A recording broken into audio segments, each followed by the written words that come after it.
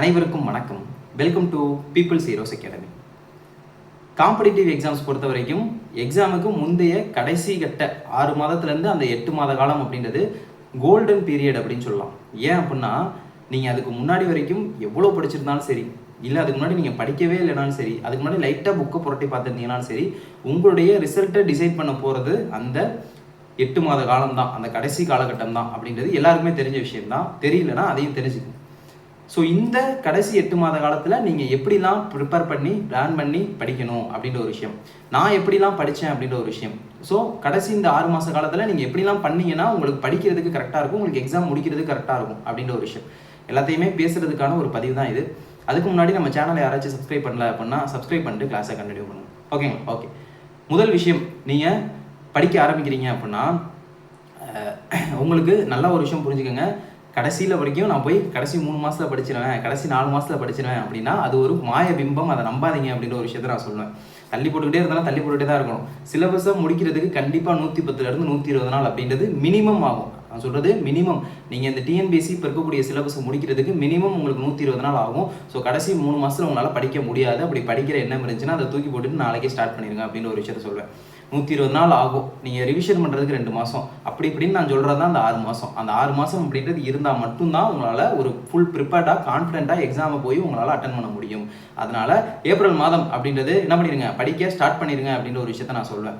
So நீங்கள் படிக்க start பண்ணுறீங்க, எப்படி ஷெடியூல் போடணும், அப்போ என்னென்ன விஷயங்கள் பண்ணணும், நான் என்ன பண்ணேன் அப்படின்ற ஒரு விஷயத்த உங்களுக்கு சொன்னால், ஃபஸ்ட்டு முதல் விஷயம் நீங்கள் பண்ணக்கூடியது டைம் எவ்வளோ இருக்குது, நம்ம எப்படி ஷெடியூல் போடணும் அப்படின்ற ஒரு விஷயம். ஸோ ஷெடியூல் ஏன் போடணும் அப்படின்னு சொல்லி கேட்டிங்கன்னா, ஒருத்தருக்கு எந்த சப்ஜெக்ட் முடிக்கிறதுக்கு எவ்வளோ நாள் ஆகணும் அப்படின்ற ஒரு விஷயம் தெரியணும். இப்போ எக்ஸாம்பிளுக்கு ஹிஸ்ட்ரி எடுத்தால் நான் வந்து 10 நாளில் முடிச்சிருவேன் அப்படின்றது ஒருத்தருக்கு தெரிஞ்சிருக்கணும். அது தெரிஞ்சிருக்கணும் அப்படின்னா அவர் ஏற்கனவே படிச்சிருந்தா தான் தெரியும். நீங்கள் புதுசாக படிக்கிறீங்க, இல்லை இப்போ தான் ஒரு ஸ்டார்டிங் பீரியடில் ஒரு 6-7 மாதம் ஆகுது அப்படின்னா உங்களுக்கும் அது தெரியாது. ஸோ என்ன பண்ணுங்கன்னா, ஒரு ஷெடியூல், ப்ராப்பரான ஒரு ஷெடியூல் பிளான் பண்ணுங்கள்.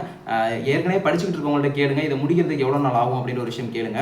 இல்லை எனக்கு ஷெடியூல் போடுறதுக்கு தெரியல அப்படின்னா நம்ம என்ன பண்ணுறோம், உங்களுக்கு வெற்றி நிச்சயம் அப்படின்னு சொல்லி ஒரு டெஸ்ட் சீரிஸ் மட்டும் இல்லாமல் உங்களுக்கு முழுக்க எக்ஸாம் முடிக்கிற வரைக்கும் கைடன்ஸும் கொடுத்து உங்களை எக்ஸாம் முடிக்கிற வரைக்கும் நீங்கள் என்னென்னலாம் பண்ணணும் அப்படின்னு சொல்லி கொண்டு போகிறதுக்கான ஒரு பிளான் அப்படின்றது பண்ணியிருக்கோம். அதுக்கு ஏற்கனவே வீடியோவும் போட்டிருக்கோம். அந்த ஷெடியூலோட பிடிஎஃப் உங்களுக்கு இந்த வீடியோட டிஸ்கிரிப்ஷன்லேயும் கொடுக்குறேன். எடுத்து பார்த்து நீங்கள் வேணும்னா அதில் நீங்கள் ஜாயின் பண்ணி படிச்சுக்கோங்க. ஓகேங்களா. உங்களுக்கு டெஸ்ட் ஷெடியூல் போட தெரியல, ஒரு ஷெடியூல் போட தெரில அப்படின்னா நீங்கள் நான் போட்டிருக்க ஷெடியூலை கூட நீங்கள் ஃபாலோ பண்ணிக்கோங்க. வீடியோவோட டிஸ்கிரிப்ஷனில் உங்களுக்கு ஷெடியூல் அப்படின்றது கிடைக்கும். ஓகேங்களா. இது முதல் விஷயம், கரெக்டான ஷெடியூல் போடணும். கரெக்டான ஷெடியூல் எப்படின்ற போகிறது அப்படின்னு சொல்லிக்கிட்டிங்கன்னா, அப்போ என்னோட ஷெடியூல் எடுத்து பார்த்தீங்கன்னா உங்களுக்கு ஒரு ஐடியா கிடைக்கும். அந்த ஷெடியூல் அப்படின்றது நம்ம லாங் டேர்ம் போடலாம், மிடில் டேர்ம் போடலாம், லோ டேர்ம் அப்படின்றது போடலாம். அதாவது குறுகிய காலத்தில் போட்டோம் அப்படின்னா நமக்கு நடுவில் ஏதாச்சும் ஒரு வேலை வந்துச்சு அப்படின்னா அதை நம்ம படிக்காமல் விட்டுட்டோம்னா அது அப்படியே மிஸ் ஆகிட்டு போயிட்டே இருக்கும். அப்படியே ஷெடியூல் ஃபுல்லுமே ஸ்பாயில் ஆயிடும். அதே மாதிரி ரொம்ப லாங் டேர்ம் போட்டிங்க அப்படின்னா 4 இருக்குது படிச்சுக்கலாம்னு படிக்க மாட்டோம். ஸோ என்னை கேட்டால் ஷெடியூல் போடுறது எது பெஸ்ட் ஷெடியூல் அப்படின்னு கேட்டிங்கன்னா, வீக்லி ஒரு ஷெடியூல் போட்டு அந்த ஷெடியூலை ஃபாலோ பண்ணுறது தி பெஸ்ட் ஆப்ஷனாக இருக்கும் அப்படின்றது என்னுடைய கருத்து. ஏதோ ஒரு நாள் வேலை வந்தால் கூட நம்மளால் மற்ற நாளில் என்ன பண்ணிட முடியும், அட்ஜஸ்ட் பண்ணி அந்த வீக்கை அட்ஜஸ்ட் பண்ணி நம்மளால் படித்து முடிச்சிட முடியும். அந்த ஷெடியூலை நம்மளால் ஃபாலோ பண்ணி கம்ப்ளீட் பண்ணிட முடியும். ஸோ வீக்லி ஷெடியூல் அப்படின்றது போடுங்க. நான் போட்டிருக்க ஷெடியூல் எடுத்து கீழே டிஸ்கிரிப்ஷனில் கொடுக்குறேன், அதை எடுத்து பாருங்கள், உங்களுக்கு ஒரு ஐடியா கிடைக்கும். ஓகேங்களா. ஓகே, செகண்ட் விஷயம் பார்த்தீங்கன்னா, எந்த சப்ஜெக்ட்டுக்கு எப்படி இம்பார்ட்டன்ஸ் கொடுக்கணும் அப்படின்ற ஒரு விஷயத்தை தெரிஞ்சுக்கங்க. அப்போது ஷெடியூல் எடுத்து நீங்கள் போட்டு பார்த்தீங்கன்னா, இந்த ஷெடியூலை முடிக்கிறதுக்கு நான் சொன்ன மாதிரி 4 மாதம் ஆகும். என்னப்பா நமக்கு சிலபஸ் முடிக்கிறதுக்கு 4 மாதம் ஆயிருமா அப்படின்னு கேட்டிங்கன்னா, நீங்கள் கொஞ்சம் ஒரு 4 லைனாக சிலபஸ்க்கு ஒரு வாரத்துக்கு படிச்சிங்கனாலுமே உங்களுக்கு முடிக்கிறதுக்கு 4 மாதம் ஆயிரும். ஏன் அதை சொல்கிறேன்னா, உங்களுக்கு அதில் இருக்கக்கூடிய எல்லா விஷயமே வந்து இம்பார்ட்டன்ஸ் அப்படின்ற ஒரு விஷயத்த சொல்ல முடியாது. அவங்க எதுலேருந்து கொஷின்ஸ் கேட்பாங்க, எதுலேருந்து எப்படிலாம் கேட்பாங்க அப்படின்ற சரியான கைட்லைன்ஸ் இருந்துச்சு அப்படின்னா, ஒரு என்ன பல்காக இருக்குது சிலபஸ் அப்படின்ற ஒரு விஷயத்தை நினைக்காம இதில் எது இம்பார்ட்டன்ஸ் கொடுத்து நீங்கள் படிக்கணும் அப்படின்ற ஒரு விஷயம், கரெக்டான கைடன்ஸ் அப்படின்றது உங்களுக்கு கிடைச்சிச்சுன்னா தாராளமாக படிச்சிட முடியும். இப்போ எக்ஸாம்பிளுக்கு ஒரு 5 டாபிக் கொடுத்துருக்கோம் அப்படின்னா அந்த 5 டாப்பிக்கில் உங்களுக்கு ஈஸியான டாபிக் இருக்கும், கஷ்டமான டாபிக் இருக்கும். புரியுதுங்களா உங்களுக்கு. ஸோ அந்த ஒரு வாரத்துக்கு நம்மளால் என்ன படிக்க முடியுமோ அதுக்கான ஷெடியூல் தான் நம்ம போட்டு கொடுத்துருக்கோம். இது ஷெடியூல் போகிறத பொறுத்த வரைக்கும் இந்த விஷயம் அப்படின்றத சொல்லியாச்சு. அதே மாதிரி படிக்கிறத பொறுத்த வரைக்கும் ஒரு நாளைக்கு நான் மேத்ஸ் பார்க்குறேன், ஒரு நாளைக்கு நான் தமிழ் பார்க்குறேன், ஒரு நாளைக்கு ஜெனரல் ஸ்டடீஸ் பார்க்குறேன் அப்படின்னு சொல்லி பார்க்கக்கூடாது. ஒரு நாளைக்கு எப்படி படிக்கணும் அப்படின்னா, நீங்கள் படிக்கக்கூடிய டைமில் ஒரு 40% டைம், நீங்கள் எவ்வளோ நேரம் படித்தாலும் சரி, ஒரு 40% டைம் அப்படின்றது நீங்கள் எதுக்காக ஒதுக்கணும் அப்படின்னா ஜென்ரல் தமிழ் அல்லது ஜென்ரல் இங்கிலீஷ்க்காக ஒதுக்கிடுங்க. பேலன்ஸ் இன்னொரு இருக்கக்கூடிய ஒரு 30% டைம் அப்படின்றது உங்களுக்கு நீங்கள் நீங்கள் ஜென்ரல் ஸ்டடீஸ்க்காக ஒதுக்கிடுங்க. இன்னொரு 10% நீங்கள் current affairs plus policy notes படிக்கிறதுக்காக ஒதுக்கிடுங்க. பேலன்ஸ் இருக்கக்கூடிய அந்த 20% நீங்கள் மேத்ஸ்க்காக ஒதுக்கிடுங்க. அப்போ ஒரு நாளைக்கு நீங்கள் எடுத்தீங்கன்னா நீங்கள் என்னென்ன யூனிட்ஸ் படிக்கணுமோ அது எல்லா யூனிட்ஸுமே அன்னைக்கு டச் பண்ணியிருக்கணும். ஸோ அப்போ தான் ஒரு கான்ஃபிடென்ட் இருக்கும். இப்போ எக்ஸாம்பிளுக்கு நீங்கள் ஃபுல்லாக உட்காந்து தமிழே படிச்சுக்கிட்டு இருக்கீங்க 1.5 மாதம், ஃபஸ்ட்டு தமிழ் முடிச்சுட்டு அப்புறம் போகலான்னு நினச்சிங்கன்னா தமிழ் முடிச்சுட்டு ஜென்ரல் ஸ்டடீஸ் போவீங்க. ஜென்ரல் ஸ்டடீஸ் படிச்சு முடிச்சோன்னா தமிழ் மறந்துடும். அப்போ ஜென்ரல் ஸ்டடீஸ் முடிச்சுட்டு மேத்ஸ் போவீங்க. மேத்ஸ் முடிச்சோன்னா உங்களுக்கு ஜென்ரல் ஸ்டடீஸ் மறந்துடும். அடுத்து கரண்ட் அஃபேர்ஸ் போவீங்க. மற்ற எல்லாமே ஒட்டுமொத்தமாக மறந்துடும். கொலாப்ஸ் ஆயிரும். நீங்கள் படித்தது எல்லாமே வேஸ்ட் ஆயிடும். புரியுதுங்களா? அப்போ நம்ம படித்ததெல்லாம் மறக்காமல் இருக்கணும் அப்படின்னா நீங்கள் என்ன பண்ணணும்? முதல்ல கரெக்டாக ஒரு நாளைக்கு நான் சொன்ன மாதிரி 40% நேரம் நீங்கள் தமிழ் படிக்கணும், 30% நேரம் ஜென்ரல் ஸ்டடீஸ் படிக்கணும். இது நீங்கள் அட்ஜஸ்ட் பண்ணிக்கலாம். நீங்கள் தமிழ் ஏற்கனவே சீக்கிரமாக முடிச்சிட்டீங்க அப்படின்னா ஜென்ரல் ஸ்டடீஸ்க்கு இன்னும் கொஞ்சம் டைம் அப்படின்றது அதிகமாக ஒதுக்கிக்கலாம். ஏன்னா இப்போதைக்கு தமிழுக்கான போர்ஷனாக கம்மி பண்ணிட்டாங்க படிக்க வேண்டிய விஷயங்கள். ஸோ அதை கம்மி பண்ணதுனால உங்களுக்கு நீங்கள் இதை சேஞ்ச் பண்ணிக்கலாம். பட் கண்டிப்பாக ஒரு நாளைக்கு 10% நேரம் நீங்கள் கரண்ட் அஃபேர்ஸோ பாலிசி நோட்ஸோ கண்டிப்பாக படிச்சாகணும். அதே மாதிரி பேலன்ஸ் இருக்கக்கூடிய 20% நேரம் அப்படின்றது தினமும் மேத்ஸ் அப்படின்றது கண்டிப்பாக போட்டு பார்த்துருங்க. இது என்னுடையது. டெய்லி போட்டு பார்த்தீங்க, டெய்லி எல்லாமே டச்சில் வச்சுருந்தீங்கன்னா தான் போட முடியும். அப்போ இப்படி போடுறீங்க, ஃபஸ்ட்டு ஷெடியூல் போடுறீங்க, ஷெடியூல் போட்டு அதை டெய்லி எப்படி படிக்கிறீங்க அப்படின்றது சொல்லியாச்சு. இப்போ வீக்கெண்டு, அப்போ ஒரு வாரத்துக்கான ஷெடியூல் போடுறீங்க அப்படின்னா அந்த வாரத்துக்கான எண்டு சாட்டர்டே சண்டேஸ் வருது இல்லையா? ஸோ முடிஞ்ச அளவு அந்த சாட்டர்டே சண்டேஸில் ஒரு டெஸ்ட் போட்டு பார்த்துட்டு சின்னதாக ரிவிஷன். ஏன் இப்போ டெஸ்ட் போட்டு பார்க்குறோம் அப்படின்னா நம்ம அந்த வாரம் ஃபுல்லாக ஒரு 5 நாள் 6 நாள் படித்தது எல்லாத்தையுமே அந்த வாரத்துடைய முடிவில் நம்ம டெஸ்ட் போட்டு பார்க்குறப்போ நமக்கு ரிவிஷன் அப்படின்றது கண்டிப்பாக ஆகும். அப்போ ஏதோ ஒரு விஷயம் நம்ம பார்க்குறோம், டெஸ்ட் கொஸ்டினில் பார்க்குறோம், அது என் ஞாபகம் வருதா, ஞாபகம் வரும், ஞாபகம் வரல அப்படின்னா நம்ம என்ன பண்ணுவோம்? டெஸ்ட்டு போட்டு முடிச்சுட்டு அந்த கொஸ்டின் எங்கே இருக்குது அப்படின்றத என்ன பண்ணணும்? புக்கில் எடுத்து தேடணும். அப்போ டெஸ்ட்டு போட்டோமா, நம்ம வந்து ஏபிசிடி ஆன்சர் குறிச்சோமா போனோமான்னு இல்லாமல் ஒரு கொஸ்டின் நம்ம தப்பு பண்ணியிருக்கோம் அப்படின்னா அந்த கொஸ்டின் ஏன் தப்பு பண்ணியிருக்கோம், அது புக்கில் எங்கே இருக்குன்னு சொல்லி ஒரு எடுத்து பார்க்கும்போது நமக்கு என்ன ஆயிரும்? அது இன்னொரு தடவை ரிவிஷன் பண்ண மாதிரி ஆயிரும். அப்போ ஃபஸ்ட் டைம் ஒரு தடவை அந்த வார நாட்களில் படிக்கிறீங்க, வீக்கெண்டில் ஒரு தடவை டெஸ்ட்டு போட்டு அந்த டெஸ்ட்டோட சேர்த்த மாதிரி ஒரு தடவை ரிவிஷன் பண்ணுறீங்க, 2 தடவை படிச்சிடுறீங்க. இது ஒரு விஷயம். அதே மாதிரி ஒரு சப்ஜெக்ட் முடிக்கிறீங்க அப்படின்னா, ஒரு சப்ஜெக்ட்டோ ஒரு யூனிட்டோ நீங்கள் முடிக்கிறீங்க அப்படின்னா அது முடிச்சதுக்கப்புறம் ஒரு தடவை ஃபுல் ரிவிஷன் பண்ணுறது அப்படின்றது கரெக்டான மெத்தடாக இருக்கும். நம்ம போட்டுக்க ஷெடியூலையுமே உங்களுக்கு அப்படி தான் இருக்குது. அப்போ வாரந்தோறும் சனிக்கிழமை ஒரு டெஸ்ட் வைக்கிறோம். சனிக்கிழமை டெஸ்ட் முடிச்சதுக்கப்புறம் நீங்கள் சனிக்கிழமை டெஸ்ட் முடிச்சுட்டு அன்னைக்கு சனிக்கிழமை ஃபுல்லாக நீங்கள் என்ன பண்ணுறீங்க? உட்காந்து டெஸ்ட் கொஸ்டின் பேப்பர் பார்த்துட்டு ரிவிஷன் அப்படின்றது பண்ணுறீங்க. ஏதாச்சும் டவுட்ஸ் இருந்துச்சு அப்படின்னா சண்டேல நம்ம கூட கிளாஸஸ் அரேஞ்ச் பண்ணோன்னா அதில் நீங்கள் கேட்குறீங்க. நெக்ஸ்ட்டு மண்டே ஆரம்பிக்கும் போது நீங்கள் என்ன பண்ணுறீங்க? அடுத்த வாரத்துக்கான ஷெடியூல் அப்படின்றத ஆரம்பிச்சிடுறீங்க. அதே மாதிரி கொண்டு போகிறப்போ ஒரு யூனிட் ஃபுல்லாக முடிச்சதுக்கப்புறம் நம்ம என்ன பண்ணுவோம்? ரிவிஷன் அப்படின்றது கண்டிப்பாக பண்ணணும். இப்போ எக்ஸாம்பிளுக்கு நீங்கள் ஹிஸ்ட்ரி ஐஎன்எம் படிக்கிறீங்க. ஹிஸ்ட்ரி ஐஎன்எம் படிச்சுட்டு அதை நீங்கள் ரிவிஷனே பண்ணாமல் என்ன பண்ணிடுவீங்க? நெக்ஸ்ட்டு பாலிட்டிக்கு போடுறீங்க அப்படின்னா பாலிட்டி படிக்கிற வரைக்கும் ஹிஸ்ட்ரி ஞாபகம் இருக்கும். அடுத்து என்ன பண்ணுவீங்க? யூனிட் 6க்கு போவீங்க. யூனிட் 6க்கு போனோன்னா உங்களுக்கு ஆட்டோமேட்டிக்காக இங்கே ஹிஸ்ட்ரி மறக்க ஆரம்பிச்சிடும். ஸோ என்ன பண்ணணும்?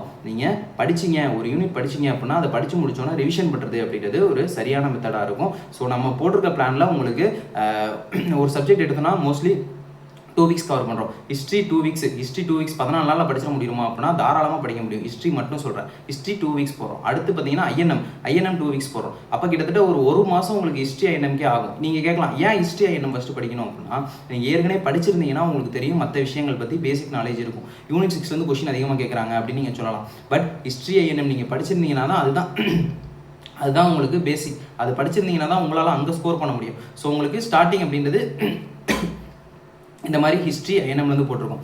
ஒரு சப்ஜெக்ட்டுக்கு மோஸ்ட்லி ஒரு சப்ஜெக்ட் முன்னாடி இருந்தபடி பார்த்தோன்னா நம்ம 9 யூனிட்டாக உடைக்க முடியும். அந்த 9 யூனிட்டாக உடைச்சோன்னா ஒரு சப்ஜெக்ட்டுக்கு அந்த 2 வாரம் அப்படின்னு சொல்லி போட்டிங்கன்னா கரெக்டாக இருக்கும். நம்ம போட்டிருக்க ஷெடியூல் எடுத்து பார்த்தீங்கன்னா உங்களுக்கு தெரியும். அப்போ நீங்கள் ஷெடியூல் போடுறீங்க, ஷெடியூல் போட்டு டெய்லி அதை படிக்கிறீங்க, படித்து முடிச்சு வாரம் டெஸ்ட்டு போட்டுட்டு டெஸ்ட்டு போட்டோன்னா அந்த கொஸ்டின் பேப்பரோட சேர்த்து ரிவிஷன் பண்ணுறீங்க. அடுத்த வாரத்துக்கான போர்ஷன் போகிறீங்க. அந்த மாதிரி ஒரு 4 வாரம் கண்டினியூ பண்ணுறீங்க. 5வது வாரம் என்ன பண்ணுறீங்க அப்படின்னா அந்த 4 வாரம் என்ன படிச்சிங்களோ அதை ஃபுல்லையும் உட்காந்து 5வது வாரம் ரிவிஷன் பண்ணுறீங்க. இதுதான் உங்களுடைய வேலை. புரியுதுங்களா? அப்போ 4 வாரம் என்ன படிச்சிங்களோ அதை என்ன பண்ணுறீங்க? 5வது வாரம் ரிவிஷன் பண்ணுறீங்க. அப்போ அந்த ஃபுல் மந்த்துக்கு நீங்கள் என்ன படிச்சிங்களோ அது எல்லாத்தையும் ஒரு பஞ்சாக ரிவிஷன் பண்ணி ஒரு தடவை வச்சிருப்பீங்க. அடுத்து இதே மாதிரி ரொட்டேஷனலாக போயிட்டே இருக்கீங்க. அப்படி இந்த மாதிரி ரொட்டேஷனலாக போகும்போது நம்ம போட்ட ஷெடியூல் படி பார்த்தீங்க அப்படின்னா 4 டெஸ்ட்டு, அடுத்து ஒரு தடவை ரிவிஷன், அதே மாதிரி 6 to 9 ஒரு டெஸ்ட்டு, 10 ரிவிஷன், அந்த மாதிரி 20 மொத்தம் 4 செட்டாக போகுது. இந்த 4 செட்டாக போகிறதுல நீங்கள் என்ன பண்ணிடுவீங்க? ஃபுல்லாக எல்லாத்தையும் ஒரு தடவை படிக்கிறீங்க, படித்து முடிச்சுட்டு ஒரு தடவை அந்த 4 வாரத்துக்கு ஒரு தடவை டெஸ்ட்டும் போட்டுறீங்க. அப்போ அந்த 20 வாரங்கள், முதல் 20 வாரங்கள் இருக்குது பார்த்தீங்களா? அந்த 20 வாரங்களில் நீங்கள் ஒட்டுமொத்த சிலபஸையுமே கவர் பண்ணிடுறீங்க. புரியுதுங்களா? நம்ம சிலபஸ் படி. இதே தமிழை பொறுத்த வரைக்குமே ஃபஸ்ட்டு 10 டெஸ்ட்லையுமே ஃபுல்லாக முடிச்சிடலாம். ஃபஸ்ட்டு 10 டெஸ்ட்லையுமே அந்த சிலபஸ் நம்ம உடச்சி போட்டிருக்கதை பாருங்கள், நமக்கு ஈஸியாக போடலாம்.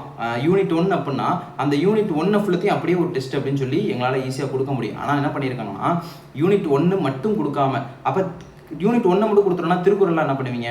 கடைசியில் தமிழறிஞர்கள் தமிழ் தொண்டெல்லாம் ஒன்றா படிக்கிறப்ப நமக்கு கடுப்பாக இருக்காதா? ஸோ அதெல்லாம் யோசிச்சிங்கன்னா கரெக்டாக உங்களுக்கு புரியும். அப்போ நீங்கள் படிக்கிறதுக்கு ஈஸியாக இருக்க மாதிரியான ஒரு ஷெடியூலாக போகணும். அப்போ தமிழ் எடுத்தீங்கன்னா தமிழையுமே உடச்சு படிக்கணும். அப்போ யூனிட் 1ல் இருக்கக்கூடிய அதே டாபிக் யூனிட் 2லையும் இருக்குது, யூனிட் 2ல் இருக்கக்கூடிய அதே டாபிக் யூனிட் 3லையும் இருக்குது. அப்போ ஒரே மாதிரி இருக்கக்கூடிய விஷயங்களை ஒரு தடவை படிச்சிடணும், ஒரே மாதிரி இருக்கக்கூடிய விஷயங்களை ஒரு வாரத்தில் படிச்சிடணும் அப்படின்ற ஒரு விஷயம் தான். அதே மாதிரி எவ்ரி வீக்குமே நம்ம ஒரு திருக்குறளுக்கு ஒரு 3 அதிகாரமும், தமிழறிஞர்கள் தமிழ் தொண்டில் தமிழறிஞர்களில் ஒரு 3 பேரும் அப்படின்னு சொல்லி வச்சுருக்கோம். இது மட்டும் இல்லாமல் அறநூல்கள் ஒரு வாரமோ ஒரு அறநூலோ 2 அறநூலோ வச்சுருக்கோம். மேற்கொள்ளலாம் கேட்கறதுனால கம்மியாக தான் வச்சுருக்கோம். ஸோ இந்த மாதிரி நம்ம ஸ்ப்ளிட் பண்ணி படிக்கும்போது நமக்கான வெற்றி சக்ஸஸ் அப்படின்றது அமையும், ஈஸியாக அமையும்.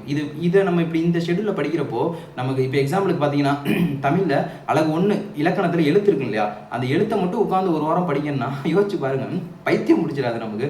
ஐயோ எவ்வளோதான் மனப்பாடம் பண்ண முடியாது. ஸோ அதனால் அதில் ஒரு டாபிக், இதில் ஒரு டாபிக், இதில் ஒரு டாபிக், இதில் ஒரு டாபிக்னு கொஞ்சம். அப்போ நான் எப்படி படிப்பனோ, நான் எப்படி படிச்சனோ அந்த மாதிரியான ஒரு ஷெடியூல் தான் போட்டிருக்கேன். அந்த ஐடியாஸ் தான் நான் உங்களுக்கு கொடுக்குறேன். நீங்கள் அதுக்கேற்ற மாதிரி போட்டு ஃபாலோ பண்ணிக்கங்க. ஓகேங்களா? அப்போ இது அதான் சொல்கிறேன், நான் போட்டிருக்க ஷெடியூல் எடுத்து பார்த்தீங்கன்னா உங்களுக்கு ஒரு ஐடியா கிடைக்கும். அதுக்கேற்ற மாதிரி போடுங்க. ஏன் ஒரு விஷயம் போட்டிருக்கோம் அப்படின்றத யோசிங்க. அதே மாதிரி கரண்ட் அஃபேர்ஸ் பொறுத்த வரைக்கும் ஒரு வாரத்துக்கு ஒரு மந்த் கரண்ட் அஃபேர்ஸ் அப்படின்றது முடிக்கிற பிளான் பண்ணுங்கள். லாஸ்ட் ஜூன் அல்லது ஜூலைலேருந்து ஸ்டார்ட் பண்ணுங்கள். ஒரு வாரத்தில் ஒரு மாதத்துடைய கரண்ட் அஃபேர்ஸ் அப்படின்றது போதுமானதாக இருக்கும் படிக்கிறதுக்கு. கவர்மெண்ட் மெட்டீரியல்ஸ் அந்த மாதிரி படிங்க. அதே மாதிரி பாலிசி நோட்ஸ் வந்து கொஷின்ஸ் அப்படின்றது நிறைய கேட்குறாங்க. அது மட்டும் இல்லாமல் உங்களுக்கு அந்த யூனிட் 5 இருக்கு இல்லையா, இந்திய பொருளாதாரம் மற்றும் தமிழ்நாடு நிர்வாகம் இருக்குல்ல, ஸோ அதில் உங்களுக்கு ஸ்கீம்ஸ் அப்படின்றது நிறைய கேட்குறாங்க. அந்த ஸ்கீம்ஸ்லாம் எங்கே தான் இருக்குது, உங்களுக்கு பாலிசி நோட்ஸ்லாம் இருக்குது. ஸோ அந்த பாலிசி நோட்ஸ் படிங்க. கரண்ட் அஃபேர்ஸ் பொறுத்த வரைக்கும் budget, economic survey, India Tamil Nadu ரெண்டுமே படிக்கணும். ஸோ இதெல்லாம் உங்களுக்கு முக்கியமான விஷயங்கள், படிக்க வேண்டிய விஷயங்கள். அப்போ இவ்வளவும் நீங்கள் படிக்கணும். படிக்கிறது எப்படி படிக்கணும் அப்படின்ற ஒரு விஷயம் சொல்லிட்டேன். அப்போ 4 வாரம் படிக்கிறீங்க, ஒரு வாரம் டெஸ்ட் போகிறீங்க, திரும்ப 4 வாரம் படிக்கிறீங்க, ஒரு வாரம் டெஸ்ட், 4 வாரம் படிக்கிறீங்க, ஒரு வாரம் டெஸ்ட், 4 வாரம் படிக்கிறீங்க, ஒரு வாரம் டெஸ்ட். இந்த 20 வாரத்தில் நீங்கள் முழுக்க என்ன பண்ணிட்டீங்க, சிலபஸ் அப்படின்றது ஒரு தடவை படித்து ஒரு தடவை ரிவிஷன் பண்ணிட்டீங்க. தமிழை 2 தடவை, ஒரு தடவை படித்து 2 தடவை ரிவிஷன் பண்ணிட்டீங்க. ஒரு தடவை படித்து 2 தடவை ரிவிஷன் பண்ணிட்டீங்க தமிழை பொறுத்த வரைக்கும். அப்போ ஜென்ரல் ஸ்டடீஸ் இது வரைக்கும் இந்த 20 வாரத்தில் ஜென்ரல் ஸ்டடீஸ் இந்த ஷெடியூல் பார்த்தீங்கன்னா 2 தடவை படிச்சிருப்பீங்க. தமிழ் பொறுத்த வரைக்கும் 3 தடவை படிச்சிருப்பீங்க. புரியுதுங்களா? அப்போ இதுக்கப்புறம் 20 வாரம் முடிஞ்சதுக்கப்புறம் நீங்கள் என்ன பண்ண போறீங்க அப்படின்னு கேட்டிங்கன்னா, முழுக்க திரும்ப அந்த 4 வாரம், திரும்ப அந்த ஃபர்ஸ்ட் 4 வீக்ஸ் படித்தோம் இல்லையா, ஃபர்ஸ்ட் 4 வீக்ஸ் படித்ததை திரும்ப ஒரு வாரம் உட்காந்து ரிவிஷன், அடுத்த 4 வீக்ஸ் படித்ததை திரும்ப ஒரு வாரம் ரிவிஷன், அடுத்த 4 வீக்ஸ் படித்ததை திரும்ப ஒரு வாரம் ரிவிஷன், அடுத்த 4 வீக்ஸ் படித்ததை திரும்ப ஒரு வாரம் ரிவிஷன். அடுத்து 30 நாளில், அடுத்த ஒரு மாதத்தில் நீங்கள் என்ன பண்ணிடுவீங்க, ஹோல் சிலபஸையும் ரிவிஷன் அப்படின்றது பண்ணிடுவீங்க. பண்ண முடியுமா? கண்டிப்பாக பண்ண முடியும். நான் அப்படி தான் பண்ணேன். புரியுதுங்களா? அப்போ நீங்கள் எடுத்து பார்த்தோன்னே நீங்கள் இப்போ யோசிச்சிங்கன்னா உங்களுக்கு ஒரு மாதத்தில் சிலபஸ் முடிக்க முடியுமா அப்படின்னு சொல்லி கேட்டிங்கன்னா முடிக்க முடியாது. ஆனால் நீங்கள் 4 மாதம் என்ன பண்ணிட்டீங்க, ஏற்கனவே 120 நாள் உட்காந்து அந்த சிலபஸை படிச்சிட்டீங்க. அப்படின்ற பட்சத்தில் 150 நாள் அந்த சிலபஸை படிச்சிட்டீங்க. கிட்டத்தட்ட நம்ம போட்டு ஷெடியூல் படி பார்த்தீங்கன்னா உங்களுக்கு 4 12 120 நாள், அந்த 20 வாரங்கள் நீங்கள் அந்த சிலபஸை ஃபுல்லாக படிச்சிட்டீங்க. படித்ததை நீங்கள் உட்காந்து ரிவிஷன் பண்ணுறதுக்கு ஒரு மாதம் 30 நாள்லேருந்து 40 நாள் அப்படின்றது போதுமான பீரியடாக இருக்கும். அது படிச்சுட்டு இருக்கக்கூடிய எல்லாருக்குமே தெரியும். அப்போ இது படித்து முடிச்சிட்டிங்க. இது ஒரு 4 வாரம், 24 வாரங்கள் முடிஞ்சு போயிருது. பேலன்ஸ் இருக்கக்கூடிய வாரங்களில் திரும்ப ஒரு 12 நாளில் அந்த ஃபஸ்ட்டு ஒரு 15 நாள், அப்போ 2 வாரம்னா என்ன பண்ணணும்னா நல்லா பார்த்தீங்கன்னா ஒரு வாரமாக படித்தோம் இல்லையா. ஸோ ஃபஸ்ட்டு 1 to 4 வாரம் படித்ததை நம்ம என்ன பண்ணோம், ஒரு வாரம் படித்தோம். திரும்ப 6 to 9 படித்ததை திரும்ப ஒரு வாரம் படித்தோம். அப்போ 4 வாரத்தில் படித்ததை ஒரு வாரம் ரிவிஷன் பண்ணுறோம். ஏற்கனவே அது ஒரு தடவை பண்ணி நமக்கு ஐடியாவும் இருக்குது. ஸோ அந்த மாதிரி படித்ததை அடுத்த டைம் என்ன பண்ணுறோம்னா ஃபஸ்ட்டு 2 வாரம் படித்தோம் இல்லையா, அதை அடுத்த ஒரு வாரத்தில் ரிவிஷன் பண்ணுறோம். அடுத்த ஒரு வாரம் சொல்லாமல் நம்ம என்ன பண்ணோம்னா ஒரு 12 நாள் அப்படின்றத வச்சுக்கலாம். அப்போ 2 வீக்ஸில் படித்ததை அடுத்து 12 நாளில் படிக்கிறீங்க. இப்படி தான் படிக்கும். அப்போ ஒரு சப்ஜெக்டை எடுத்தீங்கன்னா ஃபஸ்ட்டு உங்களுக்கு படிக்கிறதுக்கு 120 நாள் ஆகும், அடுத்து உங்களுக்கு படிக்கிறதுக்கு 40 நாள் ஆகும், அடுத்த டைம் உங்களுக்கு படிக்கிறதுக்கு 25லேருந்து 30 நாள் ஆகும். அப்போ இந்த மாதிரி படித்து முடிச்சிட்டிங்க அப்படின்னா கிட்டத்தட்ட ஒரு 3லேருந்து 4-5 தடவை ரிவிஷன் பண்ணிடுவீங்க. பண்ணி முடிச்சதுக்கப்புறம் உங்களுக்கு பேலன்ஸு ஒரு 3 நாள் 4 நாள் கையில் இருக்கும். அந்த 3 நாள் 4 நாள் இருந்து ஒரு வாரம் கையில் வச்சுக்கிட்டு நமக்கு எதெல்லாம் நம்ம வீக்காக இருக்கும், எதெல்லாம் ரொம்ப இம்பார்ட்டன்ஸ் அப்படின்றத பார்த்து, எந்த மாதிரிலாம் கொஷின்ஸ் கேட்கறதுக்கு சான்சஸ் அதிகமாக இருக்குது அப்படின்றத பார்த்து கடைசி ஒரு 3லேருந்து 4 நாள் அப்படின்றது முழுக்க அதுக்காக மட்டுமே வச்சுக்கணும். ஸோ இப்படி தான் நான் அப்படின்றது படித்தேன். ஸோ நான் எப்படி படித்தனோ அதுக்கேற்ற மாதிரி ஒரு ஷெடியூல் அப்படின்றது உங்களுக்கு போட்டு இந்த வீடியோட டிஸ்கிரிப்ஷனில் கொடுத்துருக்கேன். ஸோ அதையும் பாருங்கள். அதை பார்த்தீங்கன்னா உங்களுக்கு ஏப்ரல் 11 ஃபஸ்ட்டு டெஸ்ட் ஸ்டார்ட் ஆகுது. ஏப்ரல் 11 தானே ஃபஸ்ட்டு டெஸ்ட் ஸ்டார்ட் ஆகுது. அப்போ ஏப்ரல் 11 ஜாயின் பண்ணாலும் அப்படி கிடையாது. ஏப்ரல் 11 உங்களுக்கு முதல் டெஸ்ட் ஸ்டார்ட் ஆகுது. அப்போ நீங்கள் எப்போலேருந்து படிக்க ஆரம்பிக்கணும் அப்படின்னா ஏப்ரல் 4-5 படிக்க ஆரம்பிச்சிங்கன்னா தான் உங்களுக்கு என்ன இருக்கும், கரெக்டாக இருக்கும். ஃபஸ்ட்டு வீக் சிலபஸ் கவர் பண்ணிட்டு போகிறது கரெக்டாக இருக்கும். ஸோ இந்த டெஸ்ட் சீரிஸ் உங்களுக்கு முழுக்க டெஸ்ட் சீரிஸ் மட்டுமே இல்லாமல் உங்களுக்கு முழுக்க கைடன்ஸ் தர போகிறோம். எப்படி அந்த வாரம் தொடங்குறதுக்கு முன்னாடி எப்படி படிக்கணும், அந்த வாரத்துக்கு போர்ஷனை எப்படிலாம் கவர் பண்ணணும், எதெல்லாம் இம்பார்ட்டன்ஸு, உங்களுக்கு நம்ம சைட்லேருந்து கொடுக்க முடிஞ்ச மெட்டீரியல்ஸ் கொடுக்குறது, இந்த மாதிரி எல்லா விஷயமே பண்ணுறதுக்கான ஒரு விஷயம் தான் பண்ணிட்டு இருக்கோம். ஸோ உங்களுக்கு இந்த 6 to 8 மாதம் கடைசி எப்படி படிக்கணும் அப்படின்னு சொல்லி ஒரு குழப்பமாக இருந்துச்சு அப்படின்னா அந்த டெஸ்ட் ஷெட்யூல் எடுத்து பாருங்கள், எப்படி இருக்குன்னு பாருங்கள். உங்களுக்கு பிடிச்சிருந்துச்சு அப்படின்னா நீங்களும் அதில் ஜாயின் பண்ணி கண்டினியூ பண்ணி போங்க. முழுக்க முழுக்க இதை ஃபாலோ பண்ண முடிஞ்சு அப்படின்னா நீங்களும் தாராளமாக ஃபாலோ பண்ணுங்கள். உங்களுக்கு தொடர்ந்து போராடிக்கிட்டே இருங்க, தொடர்ந்து ஓடிக்கிட்டே இருங்க. வெற்றி அப்படின்றது கண்டிப்பாக நிச்சயம். நம்ம தொடர்ந்து இதே போல் இன்னொரு வகுப்பில் சந்திப்போம். நன்றி, வணக்கம். எந்த டவுட்டாக இருந்தாலும் நம்ம வாட்ஸ்அப் நம்பரில் கான்டாக்ட் பண்ணி கேளுங்க. ஓகேங்களா? தேங்க்யூ.